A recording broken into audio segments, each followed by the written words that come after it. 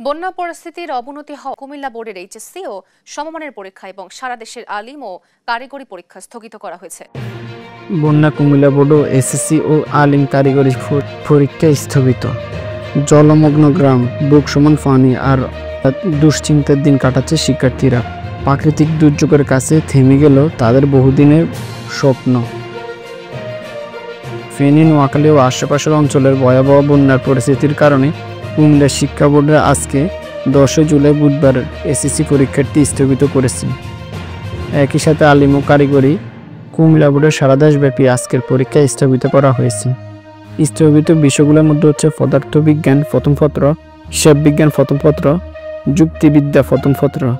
নতুন পরীক্ষার সময়সূচি পরে জানানো হবে, তবে আগামী 13 জুলাই থেকে পরীক্ষাগুলো যথাসময়ে শুরু হবে বলে জানা গেছে। শিক্ষা বোর্ডের ভাষা অনুযায়ী জলাবদ্ধতা ও দুর্যোগপূর্ণ অবস্থার কারণে পরীক্ষার্থীদের জন্য নিরাপত্তার কথা চিন্তা করে এই সিদ্ধান্ত নেওয়া হয়েছে।